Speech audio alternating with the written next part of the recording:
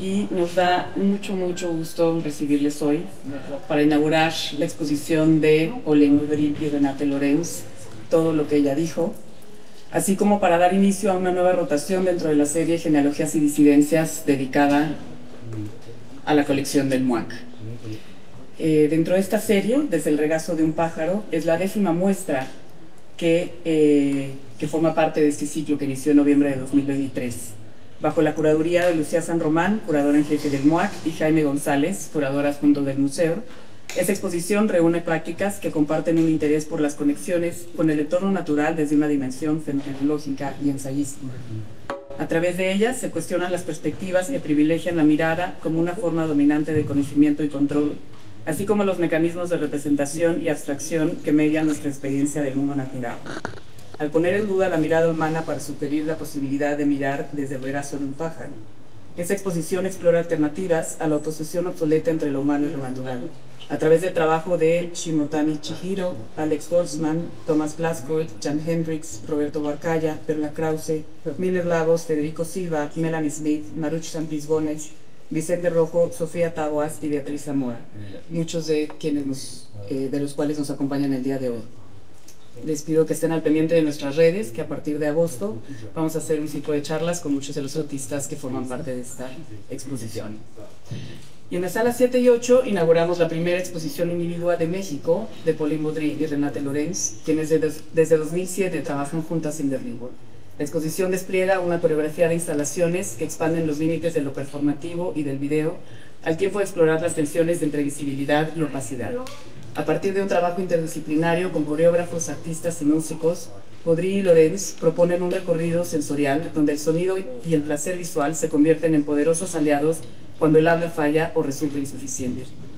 De la mano de Alejandra Labastida, curadora adjunta del MUAC, han configurado una exposición integrada por obras que exploran el sonido como una forma de lenguaje queer para el luto, la esperanza y el deseo, enfatizando la tensión entre alzar la voz como un medio de liberación y permanecer en silencio como una poderosa práctica de resistencia.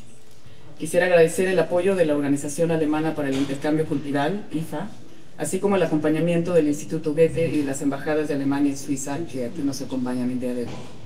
Como siempre, quiero agradecer al equipo del museo por su trabajo y compromiso para hacer posibles estas exposiciones. También quiero agradecer y celebrar el trabajo conjunto con el equipo del Festival Internacional de Cine de la UNAM, CONAM. En el marco de este festival, a lo largo de 10 días, los espacios del MUAC se transformaron en plataforma para alojar diversas actividades, como la conversación entre Fabrice Arañó y Eva San Giorgi, la proyección de Life Story de Mackenzie Ward, que aquí nos acompaña, y el extenso montaje de Exergue sobre Documenta 14 de Dimitris Satiridis, así como el homenaje Sentimientos, Signos, Pasiones, Umbral Expandido, dedicado a Jean-Luc Godard, Anne-Marie Mieville y Fabrice Arañó. Nos entusiasma también haber participado como jurado en la competencia Umbrales de Vanguardias Latinoamericanas. Esta alianza se ha nutrido del interés común entre el cine y el arte contemporáneo como espacios críticos y experimentales.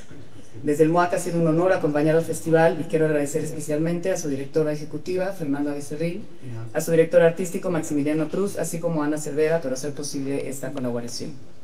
A continuación cedo la palabra a Fernanda Becerril, directora de FICUNAM, y más adelante escucharemos a Alejandra Labastida, a Pauline, a Renate y a Mackenzie Ward en una conversación sobre la exposición que veremos más adelante. Muchas gracias.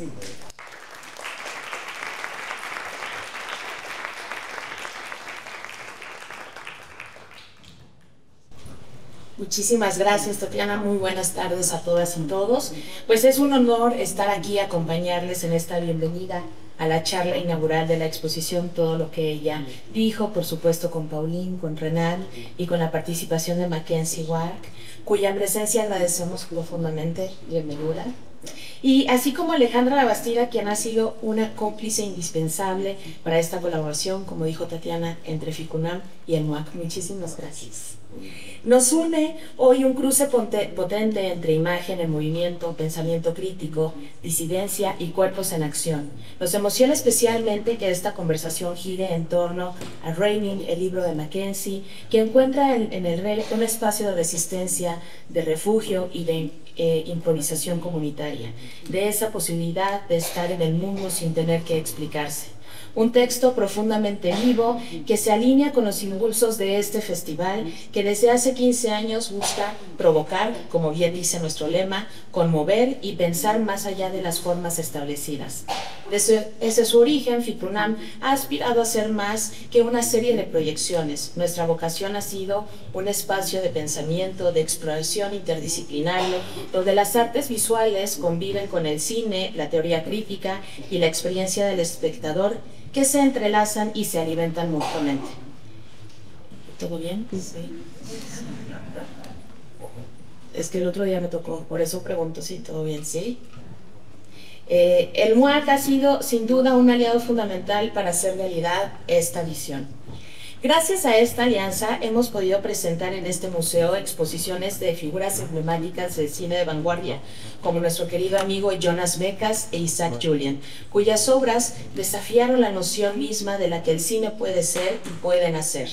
Más allá de las exposiciones, el MUAC ha abierto sus puertas a conferencias, clases magistrales como la que comentó Tatiana, sesiones de trabajo con artistas, actividades de la cátedra Bergman en cine y teatro y del seminario de públicos y audiencias del futuro. Nos llena de entusiasmo que esta colaboración hoy en día se pueda realizar en el marco de Punto de Vista y Ágora FICUNAM, una plataforma que busca precisamente extender la experiencia cinematográfica a otras disciplinas. Agradezco profundamente a Tatiana, al equipo del MUAC, al equipo de FICUNAM, pero también al patronato del MUAC y a la Secretaría de Cultura de la Ciudad de México, que hacen posible que hoy también estamos aquí.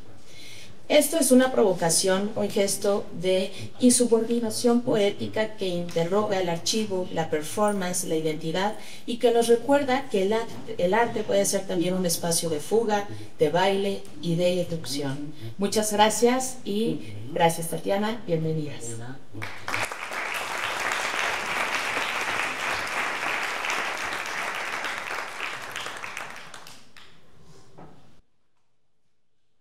Gracias Tatiana y Fernanda. Bueno, y también gracias a todo el equipo del MUAC, que quiero recalcar que somos alrededor de 220 personas que de distintas áreas del museo hacen posible cada uno de los proyectos, entonces no pueden estar todas aquí, ni 220 personas, pero gracias a todo el equipo. No queremos hacer un spoiler de lo que van a ver en un ratito, pero sí queremos darles algunas claves. Este proyecto retoma la prolongada preocupación de Renate Lorenz y Pauline Baudry por las potencialidades del sonido, el silencio y la escucha. Plantea la pregunta: cuando el habla falla, ¿cuáles son las condiciones para que el sonido aparezca como una forma de comunicación y creación de alianzas? Para las artistas, el sonido conlleva un potencial queer, una fuerza no identitaria de cercanía que da lugar a un lenguaje que esquiva la tendencia de la palabra hablada a imponer normas, nombres y categorías de manera apresurada. La exposición, como decía Tatiana, aborda el sonido y la música en 3 niveles diferentes: a través de cuerpos que se mueven en armonía fuera de las constricciones del tiempo lineal, con el proyecto No Time; a través de la música como un refugio necesario de placer, felicidad frente a la guerra, a través del proyecto Only Thing She Said, que da título a la exposición; y a través de la voz de una canción que encarna los fantasmas de un edificio colonial, con la pieza Glass is My Skin. Entonces, lo que pensábamos es que los artistas nos van a hacer una breve presentación sobre algunos de los elementos que conforman la gramática de su obra, que se repiten y que van a encontrar en salas. Y después decidimos aprovechar que los astros se alinearan para que Renate, Pauline y Mackenzie se encontraran aquí en el MUAC, y más bien aprovechar su presencia y hacer una conversación entre las tres. Son muchos los puntos de encuentro entre sus prácticas, pero sobre todo quisimos aprovechar la resonancia entre sus investigaciones sobre cómo la música, el sonido y el baile generan situaciones particulares para estar juntos en la diferencia, experimentar el tiempo fuera de los mandatos del tiempo heterolineal y abrir puerta a la alegría y esperanza en estos tiempos oscuros. Entonces vamos a escucharlas primero y luego ya abrimos la conversación a las tres y por supuesto con todos ustedes. You as well, of course.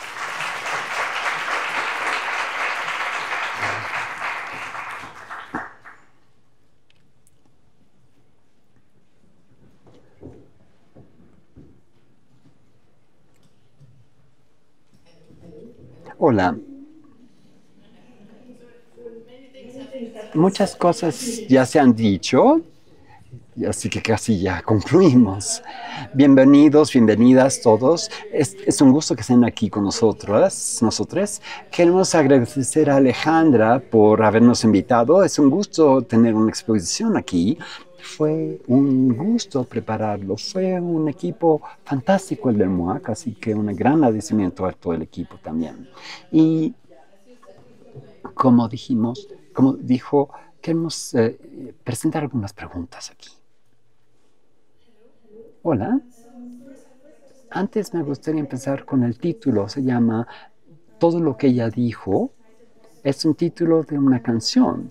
Y como se mencionó anteriormente, cuando empezamos a trabajar con esta exposición, nos preguntamos qué han hecho el sonido y la música para nosotras en situaciones en las cuales el lenguaje falla. El sonido y la música pueden ayudarnos a relacionarnos cuando las relaciones son difíciles o parecen imposibles de establecer. Así que vamos a hablar unos 10 minutos, presentar algunos elementos de nuestro trabajo y, como dijimos, después vamos a tener una conversación todas juntas. Y también vamos a ver el trabajo de Mackenzie, una presentación de su obra. Y después vamos a poder tener el placer de discutir con ustedes todas estas temáticas juntas. Los que no han podido ver la exposición todavía, la instalación se basa en performatividad. Son seres humanos que están haciendo una performatividad, pero otros elementos como cortinas que se mueven, cabello artificial, etc. Y muchas veces en la película operamos de forma independientemente de la performatividad humana y los humanos a veces parecen no tener mucho control sobre esto.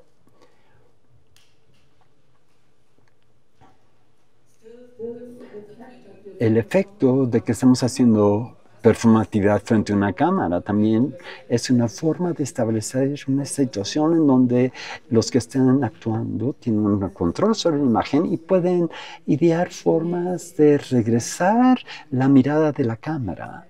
Y la cámara en su conjunto es algo muy importante para nosotros reflexionar sobre ella, que les gusta llamarle otra persona que está actuando.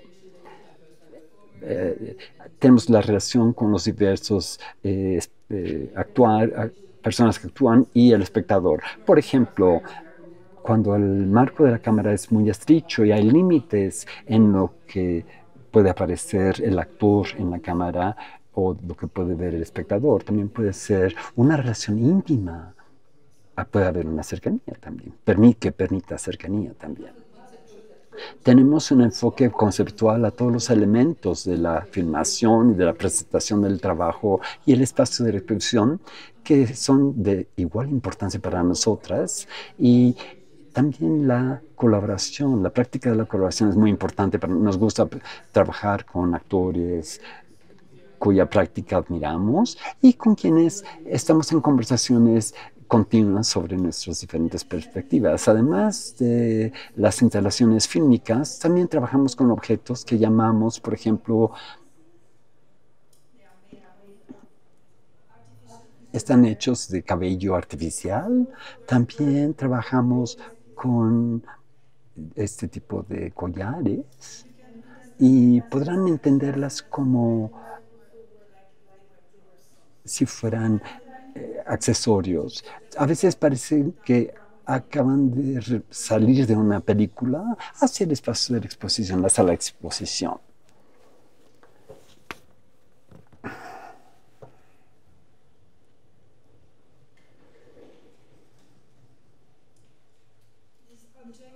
Esos objetos son objetos transicionales para nosotras.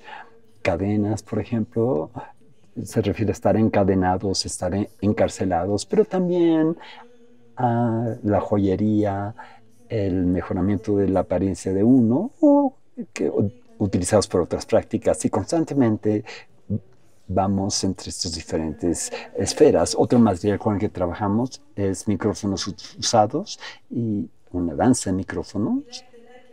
Nos gusta el hecho de que transmiten los rastros y la historia de sus usos anteriores, las conversaciones y los cantos que quizás hayan amplificado. Los micrófonos para nosotras también tienen un doble vínculo, la posibilidad de alzar la voz, de que se nos escuche por un lado y por otro lado la amenaza de que se nos calle, se nos silencie. También nos gusta cuando los objetos parecen tener algún tipo de relación entre sí mismos. Sentimos que no siempre necesitan a un actor, a un performer humano. Otro objeto muy importante para nosotras es el escenario.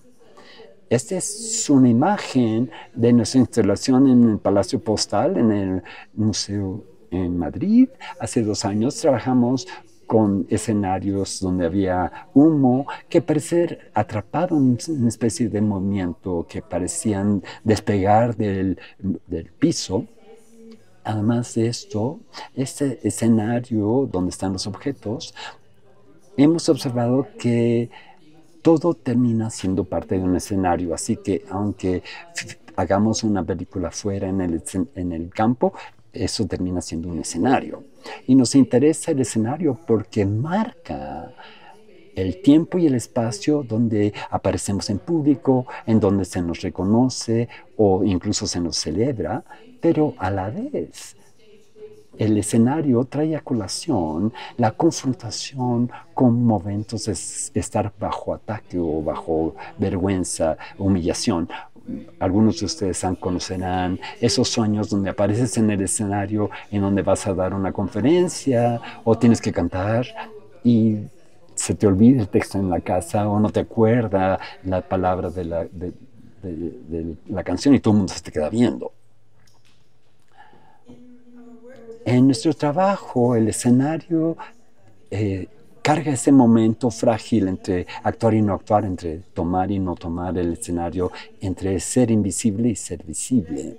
Nos gusta el escenario vacío como potencial. Algo pudiera suceder.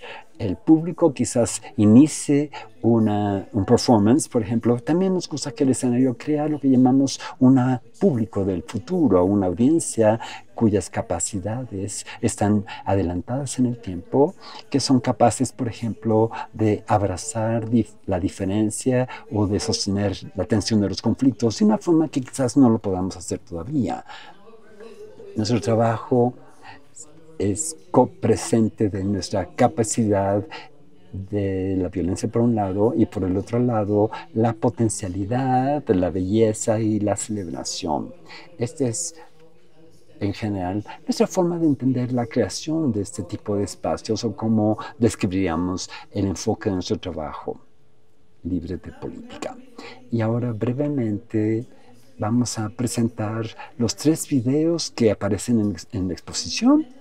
Cuando entran a la exposición, el primer video que ven, la primera instalación de video que ven, es todas las cosas que ella dijo.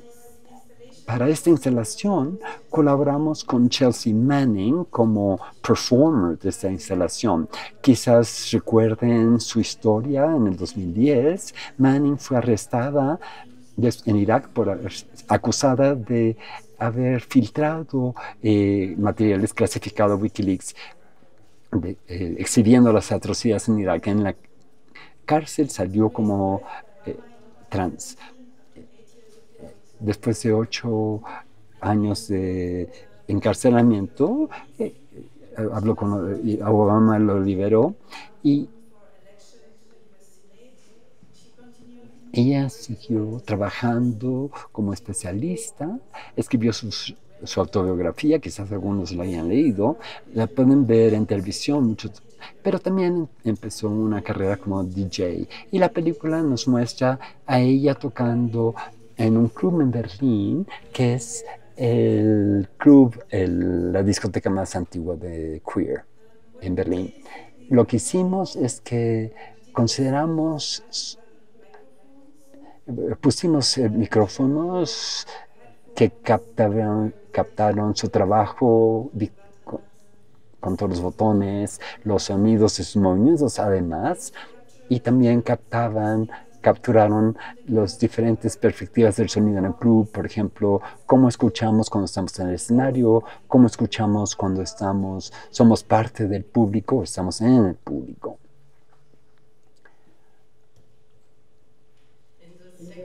En la segunda instalación trabajamos con performance de danza que vienen, por ejemplo, de hip hop, dancehall, danza postmoderna y performatividad drag. Nos interesó el ritmo y los tiempos alternados y empezamos con la pregunta de ¿cuál es el modo minoritario de la temporalidad? ¿Cómo se vería? Vemos a los performers que entran por pueblas deslizantes y que entregan danzas que son muy lentas, fuera de sincronía o incluso detenidos. Y a veces tienen diferentes temporalidades simultáneas, así que una persona está danzando muy rápido y la otra persona muy lentamente. En la película también está el ritmo de la puerta automática que reiteradamente se abre y se cierra, y las persianas automáticas que aparecen y desaparecen, que abren y cierran el espacio. Tanto la puerta como las persianas pueden imitar cómo se abre y cierra en una cámara, cómo captura y deja de capturar lo que está enfrente de la cámara. Una podría decir que todos son reflejo, multiplicador, magnifican el trabajo del obturador de las cámaras frente a una performatividad, un performance. Pensando sobre el ritmo, como la creencia de Elizabeth Freeman de los ritmos alternativos, Freeman tiene este concepto inspirador de que ella llamó moverte al lado en el tiempo, y ella argumentó que los cuerpos disciplinados quizás se puedan mover en sincronía y volcarse contra las instituciones. Un ejemplo sería una huelga en una fábrica, por ejemplo. Freeman entiende las formas de moverse en sincronía como una performance y como una producción de lo que ella llama la hipersocialidad queer. La última película se llama El cristal es mi piel, El cristal es mi piel. Es una película que filmamos en nuestra instalación en el Palacio de Cristal en Madrid. La instalación en Madrid estaba constituida por diferentes escenarios y una coreografía de humo que llenaba cada vez más el espacio hasta crear una opacidad. El Palacio de Cristal se construyó para una explosión colonial en 1877. Se construyó totalmente de vidrio y su arquitectura transparencia permite que la mirada absorba todo. Podemos decir que su transparencia visualmente incorpora la idea de entender la colonia mejor. Cuando trabajamos sobre esta exposición nos preguntamos cómo este palacio extraordinario y tan hermoso nos crea conciencia de su historia violenta, y empezamos a imaginar el Palacio de Cristal como un fantasma con la piel hecha de vidrio que espanta a los visitantes con su historia colonial. En la película vemos este canto que escribimos juntas. Muchas gracias.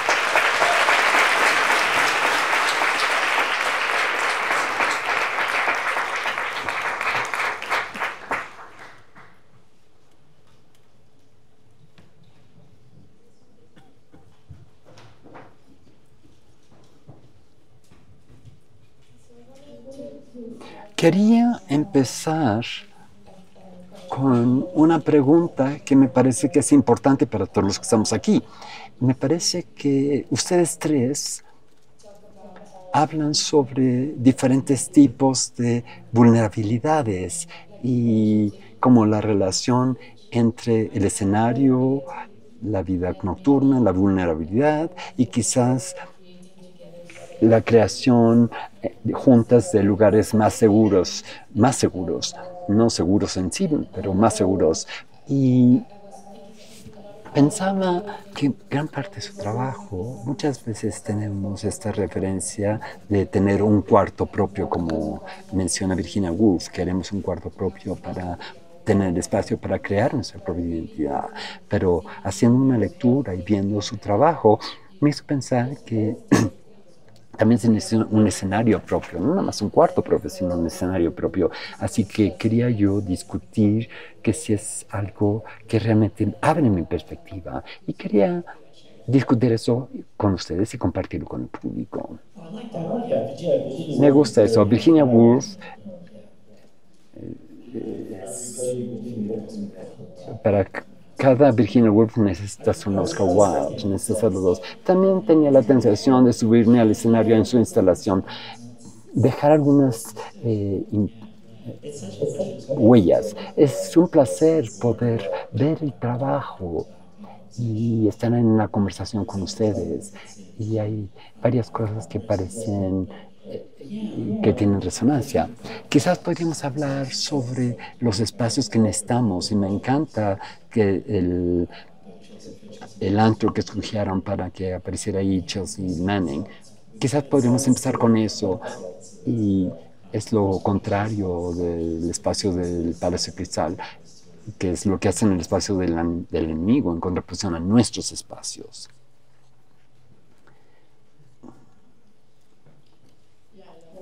Me encanta ese comentario. Mencionamos en nuestra presentación brevemente el tipo de espacio más seguro que la cámara nos permite. Nos dimos cuenta cuando hacemos performances en vivo, lo hicimos una vez al lado de una instalación fílmica y no funcionó muy bien porque la gente nos atacó. Así que teníamos performers trans y no binarios que fueron atacados de formas que no hubieran pasado si estaban frente a una instalación de video. También cuando la gente está frente de una instalación de video viéndola, tenemos más control sobre la belleza, la apariencia del destino que toman. Y aprendimos algo de eso. Eso fue una parte muy importante.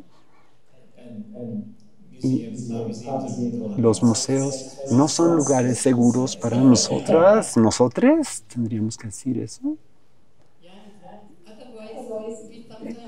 A veces lo que producimos en el museo no es un antro, no es una discoteca. A veces hablamos sobre un antro abstracto porque me parece que tiene un enfoque más conceptual. Por ejemplo, mostramos a Chelsea, no mostramos un documental donde ves a Chelsea entregando la enseñamos en un antro vacío y ella encarna su historia, aunque está como DJ, y el antro también encarna su propia historia y no hay un público, la cámara hace movimientos específicos y permite una cierta distancia a veces y a veces también permite una cercanía hacia ella. Me parece que es importante para nosotros y también lo que mencionamos en la presentación, me parece que con los objetos que tenemos ahí en la interacción, me parece que para nosotros un antro abstracto implica tomar un paso hacia atrás como humanos y mostrar al visitante y darle agenciamiento al objeto. Debo de filmar un video filmado en el antro. Ese no es el punto. Todos los detalles es que pueden escuchar a Chelsea tocar las cosas y el movimiento de la tela de su vestido y cosas así. Cuando hay 140 decibeles, no te das cuenta que los DJs mismos producen sonidos. Son sonidos más íntimos. Me pareció hermoso esto. Sacar al público y nada más tener al performer en el espacio en relación con la cámara. Me parece difícil la relación entre la vida en un antro y estar en la galería. No es lo mismo realmente. ¿Mencionaste la historia del antro? Porque no creo que del antro donde se filmó el video, porque no creo que el público sepa.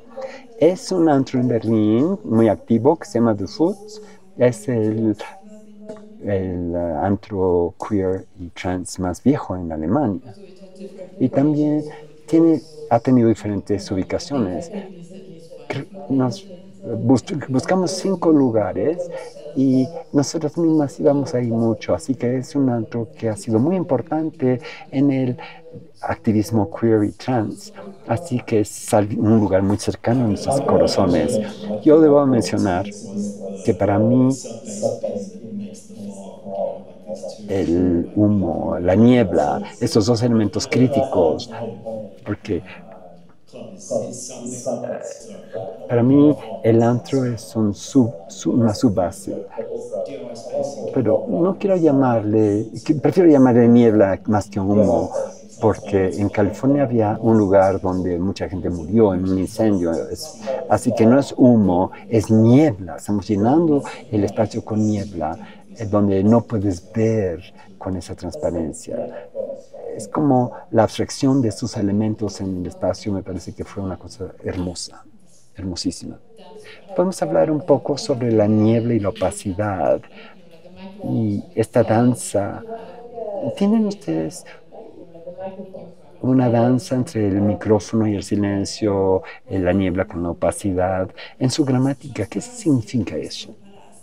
Bueno, debido a la transparencia del Palacio de Cristal y la forma que para nosotros se relaciona con tener una visión general de las colonias y tener esta transparencia ligada a un poder violento. Cuando trabajamos en esta exposición, decidimos que fuera totalmente opaca y fue muy interesante de que en partes todo el escenario empezó a exhalar humo y se volvió totalmente opaco. Esto significa que desde afuera, por lo general, ves este palacio de vidrio, de cristal, y es transparente y logras ver a través de ello, pero de repente todo era opaco. Parecía todo blanco y luego parecía como humo. Adentro realmente no podías ver a lo lejos. Te desorientaba totalmente. Y sí, brevemente estábamos mencionando eso en la conferencia. Para nosotras esta idea de ser visibles ha sido, por supuesto, que todas hemos aprendido que para poder tener vencimiento político necesitas tener visibilidad. A la vez, también hemos tenido experiencia a través de la historia que muchos cuerpos marginados, gente de color, queer, cuerpos colonizados han sido sobreexpuestos. Esta cuestión de que a veces es muy importante reivindicar el derecho de no ser visible, de ser opaca. Y esa era la idea con el palacio. En el video ven la performer moviéndose dentro del palacio, que se va haciendo cada vez más opaco. Trabajamos en esta canción juntas y la letra de la canción se refiere a esta cuestión de la transparencia. Y la cuestión del silencio que mencionaste en la película, Eliane Necker tiene una parte que se llama Silencio y mostramos una escena de ahí donde ves el performer en un escenario rotativo y canta una pieza, es un performance en silencio donde todos los sonidos que rodean salen a colación y lo grabamos en Berlín, donde había habido una manifestación muy importante de migrantes y la vemos frente al micrófono en este salón. Nos interesa esa cuestión de la parte intermedia entre levantar la voz, dejar que tu voz se escuche, por un lado, y por el otro estar en silencio. Y todo lo que está atravesando todo esto es la idea del silencio también como protesta. La grabación de eso se grabó desde uno de los micrófonos que aparecen en escena o usaron otros micrófonos diferentes. Se grabaron a través de los micrófonos que aparecen en escena. Son como 6 o 7, o sea que tuvieron 7 o 8 pistas que mezclaron. Sí, así es. Extraordinario, me encanta, porque cada micrófono tiene su propia textura, su propia calidad. El público está de acuerdo con eso, parece ser. Y la segunda parte, ella se baja del escenario y se sienta en una banca y entrega una canción muy bella sobre los derechos que ella desea tener. Y debido a que tampoco queríamos que se pensara que el silencio es el único camino, así que nos gusta tener este equilibrio. Chelsea Manning hace lo mismo. Chelsea tiene hablar con su propia voz también y también utiliza su cuerpo en ese sentido. Sí, puedo ver por qué es importante. ¿Y qué piensas sobre la vulnerabilidad en el antro? Bueno, los antros no son lugares seguros. La idea es que sea un espacio más seguro, donde todo el mundo trae su absurdez. Ahí el racismo, transfobia y todas esas cosas llegan. La otra cosa es que todo el mundo trae su agresión al antro. Para mí, el lugar para bailar es poder llegar a trabajar con tu agresión para llegar a otro lugar, para transformar el cuerpo en otra cosa. Es trabajo. Así que tengo la resistencia de este lenguaje utópico de la pista de baile. No, implica mucho trabajo para transformar la naturaleza de la pista de baile. Pero me parece que es una era interesante de expandir el rango de formas de reflexionar sobre experiencias y sacar algo estético de eso y regresar a la experiencia. Si tomamos la experiencia de la vida nocturna, en mi caso en un libro, en el caso de ustedes sus obras, es una forma de ver cómo se regresa eso hacia nosotras. En ese sentido, me gusta lo que dijiste en una cita que tiene que ver con el mantenimiento, que también es lo que estás diciendo, trabajar la pista de baile. Esta idea también,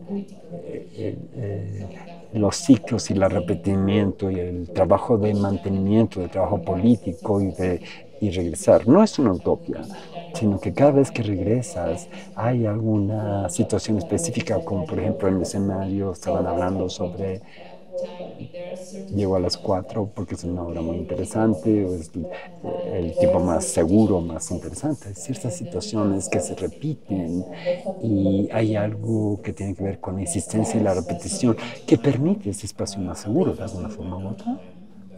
Sí, hay algo que tiene que ver con el tiempo. A mí me fascina el no tiempo.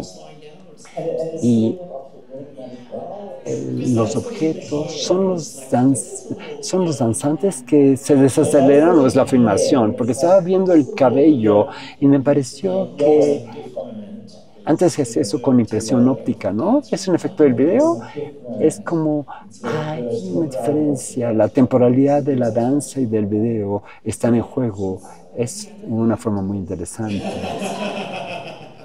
Sí. No vamos a revelar el secreto, pero me parece a mí que muchas veces en nuestras filmaciones no usamos efectos, así que realmente nos interesa estos momentos en los cuales los danzantes parece que se desaceleran o parecen como que se aceleran, pero es ambiguo y nos gusta mantener esa ambigüedad y nos gusta que el público lo vea y que no sepan y que quieran ver la película otra vez para tratar de entenderla. Creo que si lo ves mucho, quizás entiendas cuándo se modifica digitalmente o no. La cosa con eso es que la danza moderna en diferentes momentos ha absorbido las temporalidades del movimiento del cine. Así que la gente ha hecho movimientos de danza que se basan en cine. Eso lo vemos en danza negra, que se relaciona con una imagen de esa manera. Es una parte que me obsesiona. Todas son geniales, pero esa me obsesiona. También tiene que ver con la cuestión de las capacidades corporales. Nos gusta poner eso en duda, si son capaces de hacerlo o no, si es una manipulación digital o es un rol que están jugando. Tiene que ver con esta cuestión del profesionalismo y el naturalismo, etc. Por eso nos gusta presentar todo tipo de movimientos de danza o gente que no está danzando de forma formal, que no tiene una danza formal y que empiezan a danzar en la película. Ese es otro aspecto. Sí, tiene danzas asombrosas, algunos son estilos callejeros y todo eso tiene una historia detrás. Y también eso trae la cuestión de la insistencia que planteaste. Para mí tiene que ver con el ritmo también. Y eso es algo que disfruto yo misma, que es el ritmo. La gente aparece, desaparece y hay una especie de... Es algo que absorbo, no sé cómo decirlo. Y a veces la imaginación es que eso podría seguir toda la noche. El museo se cierra, pero sigue haciendo esta tarea de aparecer y desaparecer y hacer sus presentaciones. Y es necesario, porque si detienes, ya no pasa nada más. Así que tenemos que continuar. Y sobre todo en esta situación política en donde estamos atorados en este momento. Así que siento que el mantenimiento político es donde la clave es ser insistentes. Quiero una versión de 24 horas ahora, sí, eso sería asombroso. Y hay un pequeño tema aquí que tiene que ver con el ritmo, sobre todo los cuerpos queer y trans que componen diferentes temporalidades en contra de las temporalidades establecidas, como algo como el talento en la danza y la fisicalidad de la danza. Es bueno tener eso en Chelsea porque hay danza en una sala y el DJ en otra, pero no están en el mismo lugar, están en lugares diferentes y luego está un tercer elemento que es la persona cantando. Podemos seguir en esta misma línea hablando sobre la relación con el tiempo y la experiencia y la idea de las disciplinas cronokinéticas. Y eso es algo que también les une a ustedes. Me interesa en escribir esta obra y experimentar cómo puedes construir el tiempo afuera de eso. Brave hace eso. Sientes que el tiempo se va hinchando porque las temporalidades que quedan les falta fe en el tiempo futuro y si sacas un freno manual se zafa, no parece que funcionaría. Acelerar el tiempo parece una idea muy mala en este momento. Hay razones complicadas por las cuales el tiempo queer no es tiempo trans. Este sería un tiempo lateral. La temporalidad en general, en esta era, hemos sincronizado el tiempo demasiado y se pueden construir otras temporalidades y crear y sostener diferentes temporalidades en el trabajo cultural. Me parece que para nosotras tener conciencia de cómo está estructurada nuestra vida y cómo ciertas temporalidades, estar viendo el reloj y ver a qué horas empieza una conferencia, por ejemplo, eso se vuelve muy aparente y para nosotras es muy importante esta cuestión de moverse hacia adelante y hacia atrás, qué yace en el futuro y qué significa la inversión pública y otras cosas están conectadas, las economías, etcétera. ¿Y cómo podemos apoyar eso? Por ejemplo, hicimos esa película, instalación que se llama Moverse hacia atrás, donde tratamos de ir contra la idea de lo que significa avanzar y plantear ir hacia atrás.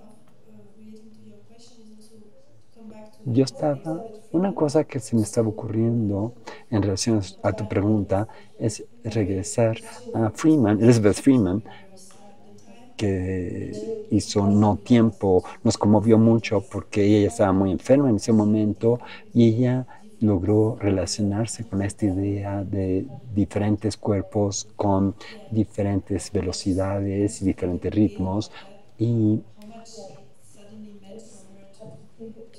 tuve que repensar eso, en qué medida de repente para ella implicó que pensar sobre la habilidad y el tiempo.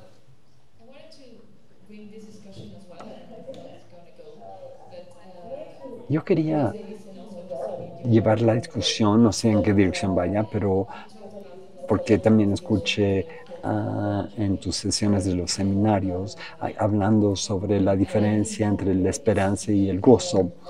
Y me parece a mí que es algo que podríamos discutir. Quizás estás parade en un contexto diferente de lo que yo entiendo con respecto a la noción de José Esteban, de la utopía queer y la idea de tener la posibilidad de una esperanza inteligente, no más esperanza en sí misma, sino trabajar en torno a una esperanza inteligente. Pero estás hablando más sobre desde el gozo. Quizás esa sería una conversación interesante. Me hace pensar sobre Johnson, que dice: hoy es la promesa del pasado, y la importancia de la presencia y la continuidad, en vez de imaginar un tiempo futuro desde el presente, sino agregarle otro presente al presente. Para mí eso es el gozo. El gozo es el sentido de la plenitud del momento, en vez de estar orientado hacia algo en el futuro, un tiempo futuro. Otra gente espera, pero no es que sea un pesimista innato, nos vamos a morir, disculpen que se los diga, ese es el caso, pero cómo construir el presente, y quién lo hace bien, es algo fuera de la vida. Hay gente que no tiene expectativas para el futuro, quizás lo hagan muy bien en el presente, eso es válido también. Estoy totalmente de acuerdo contigo en cierta forma. También siento que todo se ve tan mal alrededor de nosotras. También tengo un interés en el placer, cómo lo encendemos, cómo nos juntamos, cómo disfrutamos el tiempo que compartimos. Creo que es muy importante en nuestro trabajo. El gozo y el placer y la belleza es muy importante, me parece a mí. Por otro lado, siempre me ha gustado sobre José Noyons.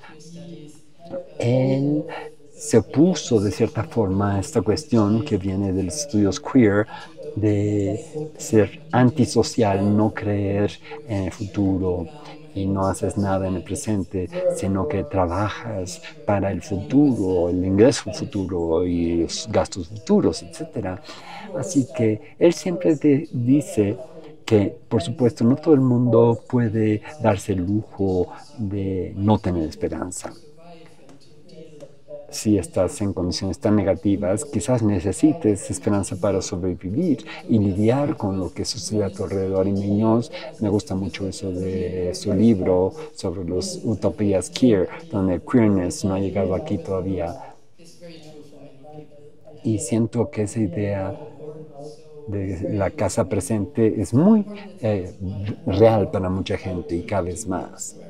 Así que quizás la esperanza sigue siendo muy importante, no es una u otra. Yo lo hago totalmente al contrario. José Muñoz fue importante en los estudios queer, pero me parece que su libro se equivoca. Esa es la cuestión. Es un debate, un campo de posibilidades que entramos. Es algo que hacemos mucho aquí ahora. Quizás es un momento de abrir al público la conversación y pensar cómo lo colectivo es importante en estas dos opciones. Es también una cita de José Esteban, como que lo individual no es suficiente, necesitamos más colectividades. es algo que importa. No sé si quieran contestar eso o si abrimos el micrófono al público. ¿Alguien tiene una pregunta? Does anybody have a question? We can translate. There's a translation. So you can ask your question in English or in Spanish. Pueden hacer su pregunta en inglés o en español.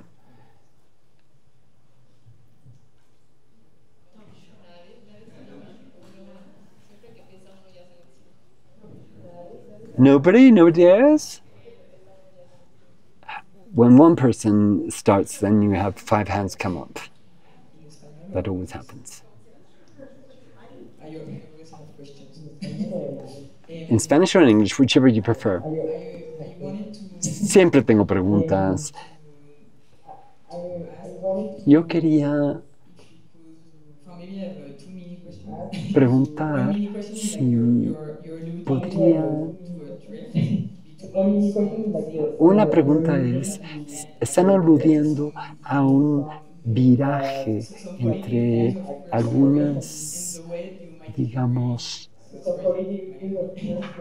unos puntos de vista políticos de la teoría queer y, perdona, Mackenzie, en la forma en que estás en desacuerdo con eso desde tu perspectiva? ¿Puedes hablar sobre eso? Porque me parece interesante.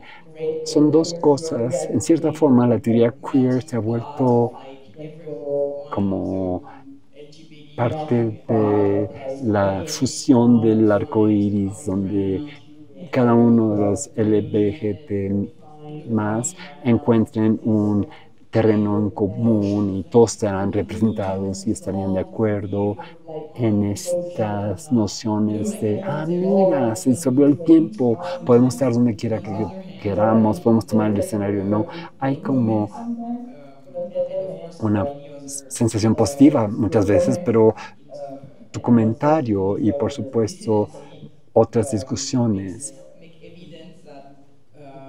en la disidencia hace evidente que hay disensiones o hay diferentes puntos de vista de estas cosas, porque he leído que a veces es importante estar en desacuerdo y tener diferentes puntos de vista, porque incluso los conflictos de cierta forma o los desacuerdos son productivos. Así que me parece que quizás es poéticamente inefecto tratar de aparentar que siempre estamos de acuerdo o que sentimos lo mismo. Así que me preguntaba si podría elaborar más al respecto. Y después estaba yo pensando, cuando estaban hablando de que el museo no es un lugar seguro, ¿cómo podemos actuar al respecto? ¿Qué le podemos pedir a un museo si venimos aquí que sabemos que estamos en cierta forma en peligro al venir a un lugar así? Sí, es una conversación más larga en cierta forma, pero ¿en qué medida la teoría queer ha sido un amigo inconsistente para el movimiento queer y cómo trató lo transfemenino como una alegoría? En vez de José Esteban Muñoz habla sobre la alianza y de una forma muy desilusionante. La versión de su versión de lo femenino drag y poner drag en el lugar de la transfeminidad. Sí, esta es una conversación que ya lleva 20 años de pensamiento trans que se separó un poco. Es como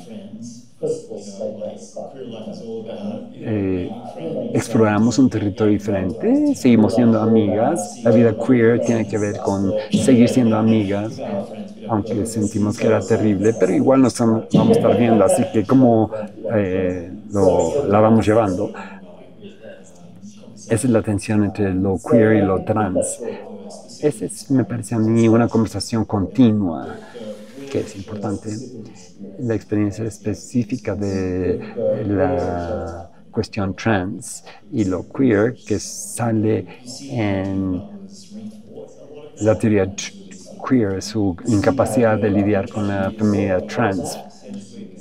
Realmente hemos dejado eso atrás, pero la tragedia es que Muñoz y Villikovsky no están aquí para esta conversación. Quiero ser generosa con la gente que no tuvieron la oportunidad de ser parte de esta evolución del pensamiento.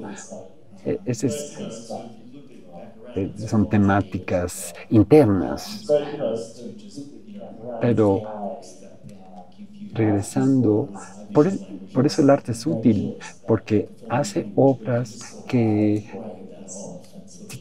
traen a colación un lenguaje visual, un lenguaje performativo y cuestionarse qué es lo que está sucediendo de esta obra de arte.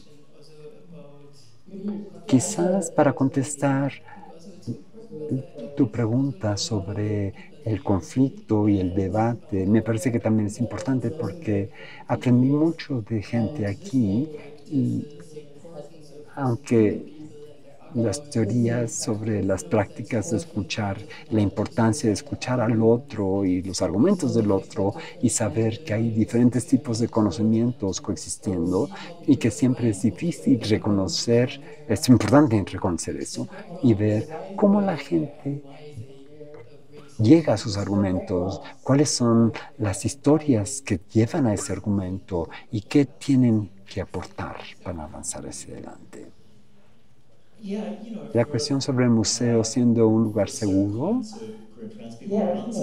para cierto tipo de gente trans no hay espacios seguros para nada. Entonces tienes que hacerte esa pregunta donde quiera que vayas. ¿Qué es posible en ese espacio? Así que no es específico al museo, son todos los espacios. Me parece a mí que en nuestro trabajo nosotras tratamos de crear un espacio donde la gente se sienta acogida y estén en conversación con el trabajo y la gente, y no solamente la gente, sino los otros performers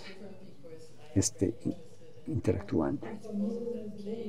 Para mí el museo quizás es diferente porque me interesa mucho el arte y también es ese lugar donde a veces, y eso no se da todo el tiempo, pero a veces realmente me emociona. Siento como que estoy en una droga y tengo la sensación que cualquier cosa podría pasar, que podría conocer gente totalmente diferente, podría cambiar mi vida y empezar algo nuevo. Así que esta mezcla entre sentir y pensar y tener emociones tan fuertes y también empezar a reflexionar sobre algo es algo muy inspirador para mí. Por eso y estoy muy apegada al espacio de los museos. Sí, pensando sobre eso, la gente queer y trans queremos que estén en el espacio de un museo, pero hay otra cosa que hace un museo. Ir a museos me facilita, independientemente del trabajo que esté viendo, para ver en qué están trabajando y cuál es la estética, independientemente del lenguaje y las categorías.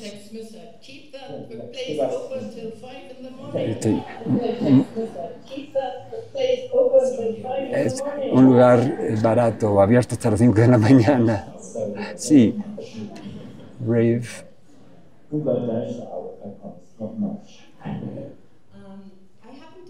Perdón, no caché eso.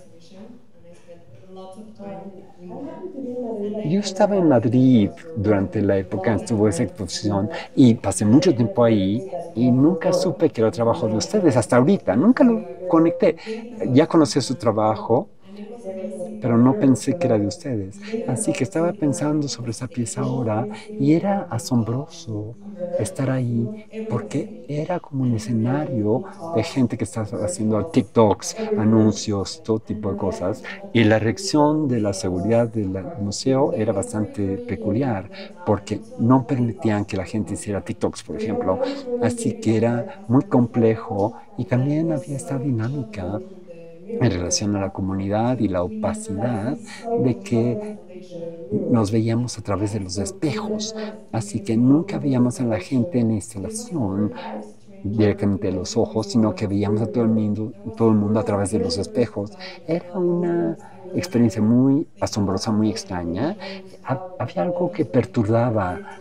Estaba yo leyendo y pensando sobre el fantasma en la época colonial, lo colonial en el sentido de estar en espacio, y que se usó ese espacio donde mucha gente en América Latina, no sé por qué, había mucha gente latinoamericana y también estaban danzando ahí, así que había muchas cosas pasando a la vez, pero también estaba pensando ahorita sobre la autorreflexión.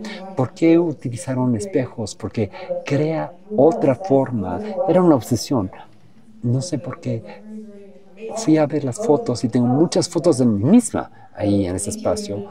Era asombroso conectarme con eso y me encanta que sea obra de ustedes. Muchas gracias. Usamos los espejos por diferentes razones. Una razón es, por supuesto, para mejorar o subrayar la transparencia que ya existía ahí de por sí, los escenarios, debido a que están reflejando el vidrio, a veces desaparecen en el espacio. Pero también nos gustó mucho cuando esto no fue algo planeado exactamente cuando llegamos y vimos los escenarios. De repente nos dimos cuenta de que estaban reflejando el palacio y de repente el palacio estaba en el escenario mismo. Nos gustó eso. Y cuando la gente toma fotos de sí mismos, que hacen todo el tiempo en el Palacio de Cristal, porque es un punto de destino central para los turismo, tiene el palacio atrás. Siempre es una imagen donde el palacio también se ve reflejado en el escenario.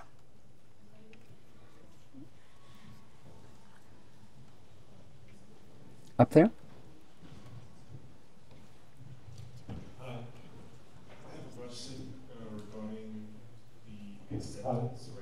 Hola, tengo una pregunta con respecto a la aceptación ahorita en el estado político en este mundo, donde estamos experimentando una especie de regresión hacia la aceptación. Y la pregunta es, ¿han experimentado ustedes alguna regresión con respecto a su arte? ¿Un rechazo con respecto a su arte?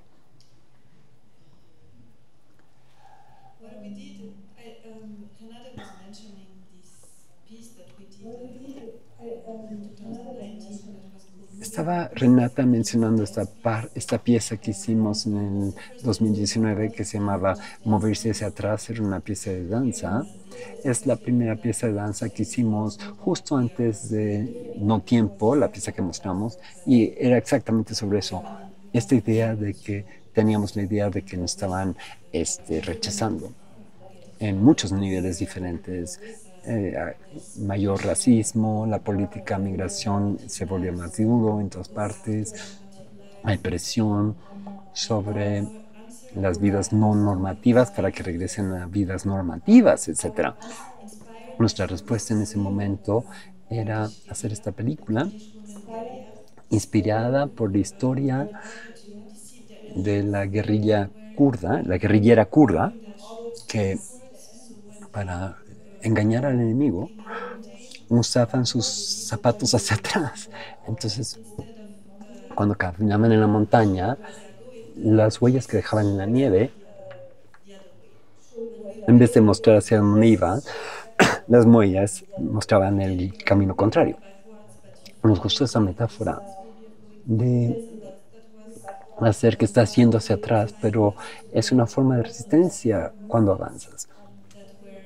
Es algo que nos inspiró a trabajar sobre estos movimientos diferentes que estaban en el no tiempo, donde no quedaba claro si los movimientos eran hacia atrás o hacia adelante. Y trabajamos mucho con lo digital, video, etc.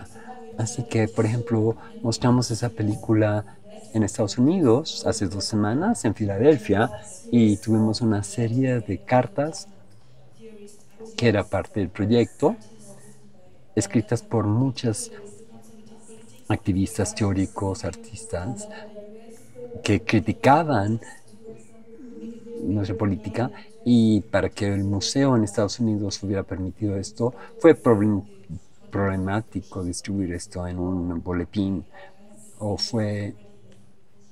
nos pidieron que tuviéramos precaución con esto. Así que tengo la sensación de que ya estamos sintiendo esta presión y sí.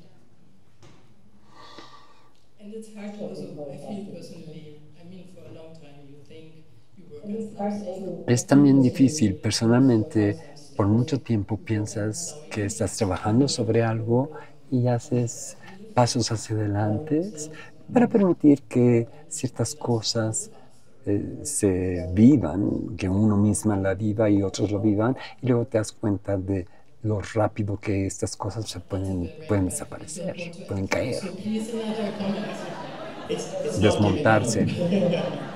Pero es un territorio que no queremos entrar a ese, así que por favor, eso no da esperanza. Un poco de esperanza, por favor.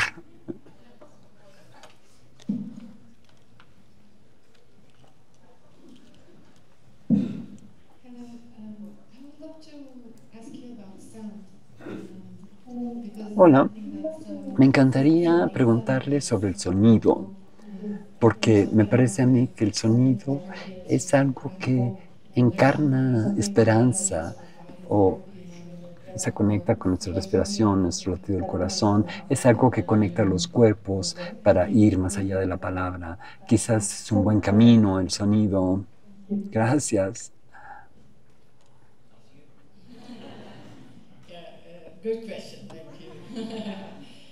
Después de ti. Muy buena pregunta, gracias. Me parece a mí que el sonido es muy importante para nuestra obra en diferentes sentidos. En todas nuestras películas siempre tratamos de grabar los sonidos muy cuidadosamente. Por ejemplo, grabamos sonidos de formas que puedas escuchar todo, los movimientos del performer, oyes su joyería, su ropa, detalles de su apariencia, si se mueven las persianas, oímos el sonido que hacen las persianas. Todo eso tiene una apariencia a través del sonido, y aunque no utilicemos música, esa parte es muy importante. El sonido es parte en la forma en que se hace un performance también. Y hemos trabajado anteriormente en diferentes músicas, y un músico que ha sido muy importante es Pauline Olivers y su idea de la escucha profunda. Y me parece a mí que es algo que tuvo una influencia muy profunda en nuestro trabajo, de pensar el sonido no necesariamente como hay que producir el sonido, sino que la escucha también es algo muy productivo, y escuchar otras voces, escuchar otra gente es muy importante también. Yo aliento a la gente, cuando tengan la experiencia de todo lo que dijeron, que lo piensen como una instalación de sonido. Es un trabajo de video genial, pero la forma en que el sonido sale de diferentes partes de la sala, y Chelsea misma, aprecio mucho la atención que se le pone al detalle de los sonidos. Y es algo que el antro también echa a perder tu escucha. Consigan, tápense los oídos si van a ir a un antro de esos. Y hay algo que está incluido en la pregunta, que tiene que ver con la importancia de esas experiencias comunales de sonido, sobre todo cuando seamos atrapados con nuestros celulares con sonidos muy malos. Programar un arte que te lleva a relacionar el sonido y el cuerpo con el sonido es un trabajo cultural que también es por extensión es un trabajo político, de incluir a nuestros cuerpos en la relación con el sonido. Muchas gracias, Pauline, Renate. Gracias, Mackenzie, por estar con nosotros. Y